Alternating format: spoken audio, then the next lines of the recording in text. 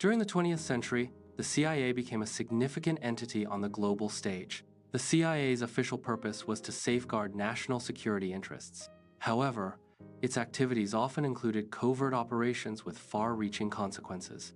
These operations frequently aimed to reshape governments in various countries. The CIA's actions also extended to influencing and altering economies worldwide. The CIA's publicly stated mission is to safeguard national security interests. However, a significant portion of the CIA's activities involves intervention in sovereign nations. These interventions often occur without the explicit consent or knowledge of the target nation's government. A consequence of these interventions is the undermining of democratic processes in the affected countries.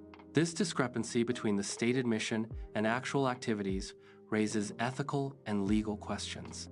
The described interventions were not random or isolated events.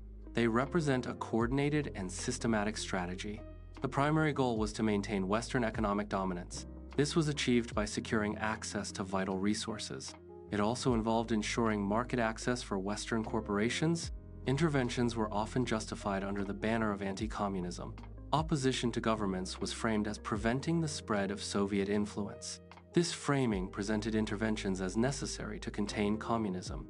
Anti-communism served as a rationale for actions against perceived communist threats. Some targeted governments did not pose a direct military threat to the U.S. The perceived threat stemmed from policies challenging foreign business interests. These policies were seen as detrimental to American corporations operating abroad.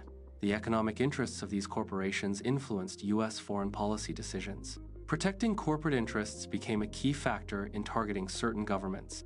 Land reforms sought to redistribute land ownership to local populations. These reforms directly threatened the extensive land holdings of multinational corporations. The perceived threat prompted intervention from these corporations. This intervention aimed to protect their economic interests and maintain control over land resources. Nationalization refers to governments taking control of key industries. This policy directly threatened the profit margins of foreign companies operating within those sectors. The loss of potential profits served as a major concern for these foreign entities. In response to nationalization, some foreign companies engaged in covert actions. These actions were aimed at undermining the nationalization efforts and protecting their interests. Labor movements aimed to improve wages and working conditions for workers. These movements were sometimes viewed as potential sources of instability. The CIA became involved in efforts to suppress certain labor movements. This involvement was often motivated by concerns about broader political or economic stability. The suppression of labor movements reflects a complex interplay of economic and political factors. In 1953, Iran's prime minister moved to nationalize the oil industry. This nationalization threatened Western control over Iranian oil resources. Operation Ajax was a covert operation orchestrated by the CIA. The aim of Operation Ajax was to execute a coup in Iran. The coup successfully restored Western control over Iranian oil resources. In 1954, Guatemala's president initiated a land redistribution program. This program aimed to redistribute land to the landless peasants. The United Fruit Company held vast land holdings in Guatemala. The redistribution threatened the United Fruit Company's interests. The CIA backed a military takeover to protect the United Fruit Company's land holdings. In 1973, the democratically elected socialist government of Chile was overthrown. The coup was supported by the Central Intelligence Agency, CIA. This intervention led to the establishment of a dictatorship. The new regime aligned with U.S. economic interests and opened Chilean markets. Propaganda campaigns are organized efforts to influence public opinion. These campaigns often utilize various media channels to disseminate information. A key goal is to sway public perception regarding specific issues or entities. Propaganda can be used to promote certain ideologies or policies. It can also be employed to delegitimize targeted governments or organizations. The effectiveness of propaganda depends on its reach and persuasive power. Economic sabotage involves deliberate actions to undermine a country's economy. Currency manipulation is a tactic used to destabilize a nation's financial system. Disrupting trade routes and agreements can severely impact economic stability. These actions aim to weaken the targeted government's control and resources. The goal is to create an environment conducive to political instability. Ultimately, economic sabotage can be a precursor to regime change. External support can be provided to opposition forces within a country. This support may include financial assistance to bolster the opposition's resources. Training can be provided to opposition groups to enhance their capabilities. The provision of arms is another form of direct support. The goal of such support is often to destabilize the existing government.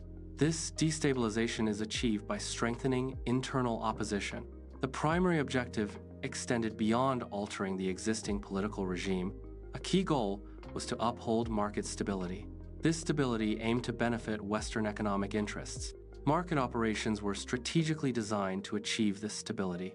These operations were conducted with Western economic interests in mind. Therefore, regime change was a means to the end goal of market stability. Multinational corporations engaged in lobbying activities. These corporations sought intervention to safeguard their financial interests. The corporations viewed the CIA as a means to protect investments. The corporations also aimed to protect their profits through CIA intervention. Lobbying efforts were directed towards securing this perceived protection. The CIA operated as an enforcer to promote global capitalism. This role involved ensuring markets remained accessible for Western investment. The CIA's actions prioritized economic interests over democratic principles. The agency worked to maintain conditions favorable to Western economic powers. This enforcement sometimes undermined local democratic processes. The CIA's interventions aimed to secure economic advantages for Western nations.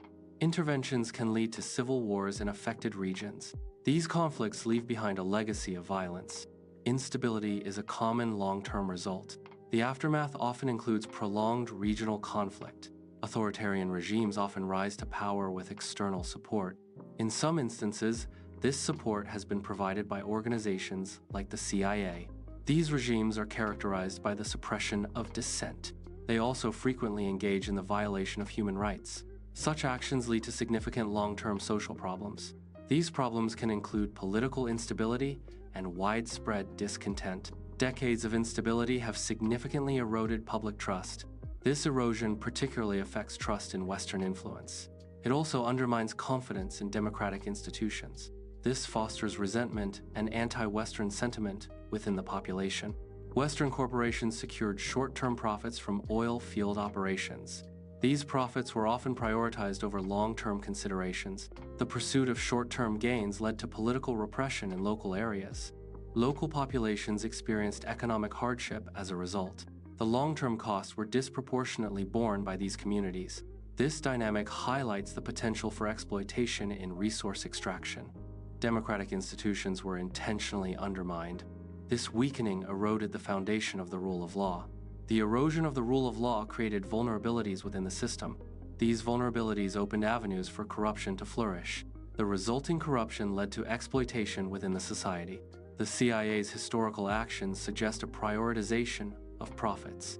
In certain instances, the agency has considered democracy expendable. This expendability arises when democratic principles conflict with financial interests. This pattern reveals a potential conflict between the CIA's actions and democratic values. The actions in question were not isolated incidents or anomalies. Instead, they represent a calculated and intentional policy. This policy was primarily motivated by economic factors. A key objective was to maintain global dominance through strategic actions. The CIA's covert operations illustrate the interplay of intelligence, economics, and imperial interests. These operations often serve to shape global politics. They also influence economic landscapes worldwide. Intelligence gathering provides the foundation for strategic interventions. Economic tools are frequently employed to exert influence and control.